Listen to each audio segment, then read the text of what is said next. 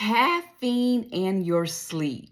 Yeah, we're going to get into it today. I know this is controversial because people love their morning cup of joe, but we're going to dive right in terms of how caffeine affects your sleep. If you're new here, my name is Dr. Robyn, and I am a sleep health coach and clinical pharmacist for over 20 years, here to help you get the best sleep ever.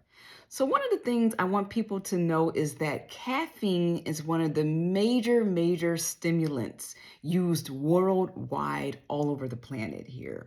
It's the most widely consumed psychoactive drug today on the market. And a lot of people are surprised when they find out, oh no, my morning cup of joe, it's just a beverage. No, that is an actual drug. So today we're going to go deeper into this and talk about this. Recently, Dr. Andrew Huberman and Dr. Matt Walker, who's a sleep scientist, did some really great YouTube video here on YouTube. I'll link it below, where they really talked about timing of caffeine, some of the different things about caffeine and how it affects our sleep. I just wanted to add a few points to the video, and I have some notes here, so I'll be following along with that. So one of the things I wanted people to realize that, like I said, caffeine literally is a drug. And I wanted to go over some of the different amounts and the sources of it that we have around. So if you were to get a really large coffee drink from one of your local coffee places, it can contain up to 475 up to 500 milligrams of caffeine per coffee. That's a lot of caffeine. Let's say you want a nice hot cocoa.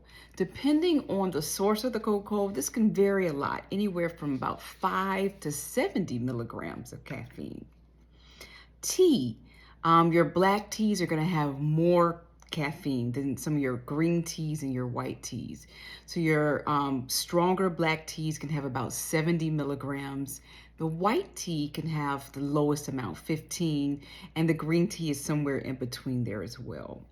Those of us who love chocolate candies, these can contain caffeine as well. You're looking at about 30 milligrams in a small bar of chocolate, in a small chocolate bar. So some things that are kind of newer on the market I wanted to talk about that are really proposed as health drinks that do have some healthy benefits, but they do have a lot of caffeine as well. So matcha is one of them. You can have typically around 70 milligrams in that green matcha that you see. Yerba mate, this is the South American beverage that's known to give energy. Well, it gives this energy because it has 85 milligrams of caffeine per cup. Some of the other things that we probably know about is sodas. I had a friend recently who was offered a beverage. She typically doesn't drink sodas, but someone offered her a caffeinated beverage. She was a gracious person, took the offer, and she texted me the next day. It was like, I had such a hard time sleeping last night. And I was like, well, what were you drinking? What were you eating? And we pinned it down to the caffeinated beverage. So that was one of the reasons why she, was really up and down all night and couldn't get the sleep that she craved and deserved. One of the other drinks I want to talk about is energy drinks. There have actually been various lawsuits concerning energy drinks in terms of how much caffeine is in these drinks. And some people have had actual issues with cardiovascular issues in terms of heart. So that's something really to keep in mind. Anywhere from 50 milligrams to some of the lower caffeinated drinks, all the way up to 300 to 400 milligrams in some of those energy drinks. So this is something to all be aware of. So these are some of the really obvious in our face caffeinated things. We talked about the beverages, teas, the candy, the energy drinks. Let's look at some of the sneaky places that caffeine is hiding. So one of the sneakiest places is, as a pharmacist, I was always shocked to learn that caffeine is in a lot of the over-the-counter drugs. So some of the over-the-counter pain relievers especially, look and very carefully read your labels. You'll be surprised to see caffeine in quite a few of them. You're also going to see this in energy bars.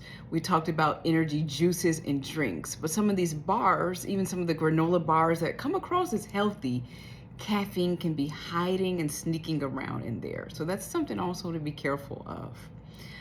For those of you all who love, maybe a coffee ice cream or a mocha ice cream, be careful with some of the various desserts. Obvious desserts would be, your chocolate cake, your brownie. But some of the least obvious desserts, like we said, would be, some delicious whipped creams and some of your different ice creams. Weight loss pills also have a good amount of caffeine in those as well. One of the things that's always surprising to people that a lot of the beverages that you may order, even when you order it decaffeinated, still contains caffeine.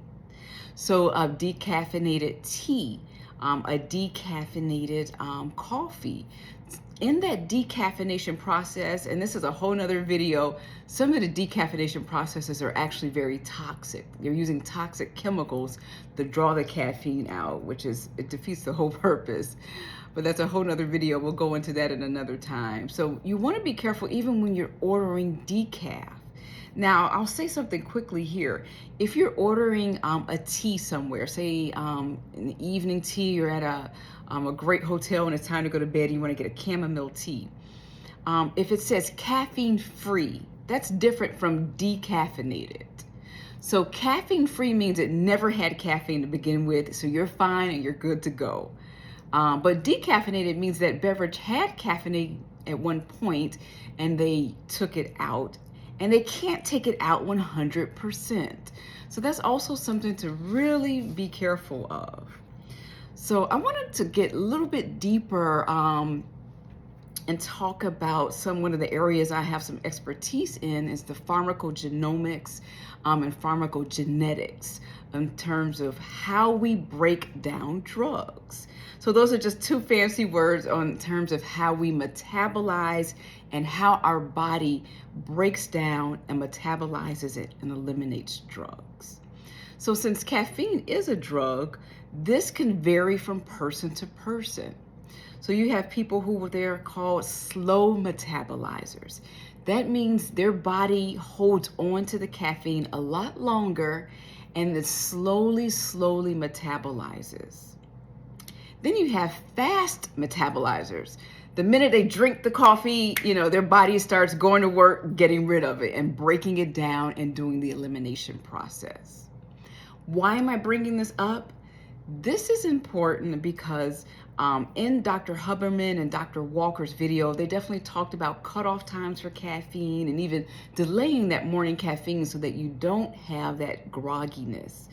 But I do want to bring up that you can actually have testing done to see if you are a slow metabolizer or fast metabolizer, because those times may not apply to you. There's people I know, they can have a coffee or a soda at 4 or 5 p.m. and still go to sleep because they're fast metabolizers. As soon as they start drinking it, their body starts breaking it down. There's other people, they can have a cutoff time at noon and they still find it hard to get to sleep.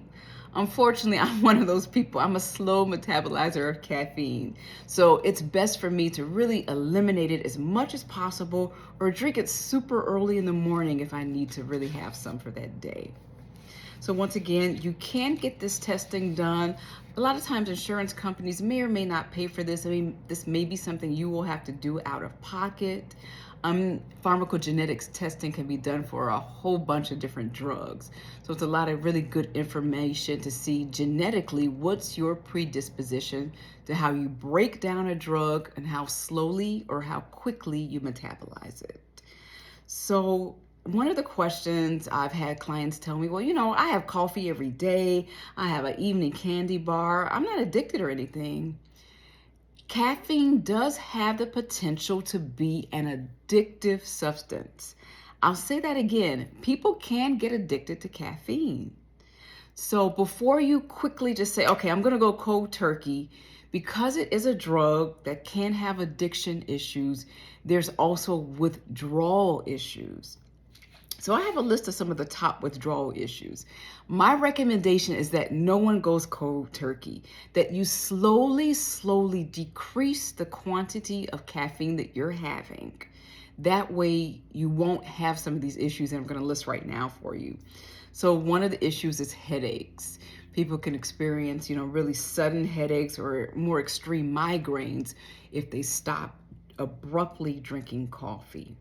Fatigue is another issue. We know coffee is a stimulant where it really gets you hyped up and stimulated. So they can experiencing major fatigue.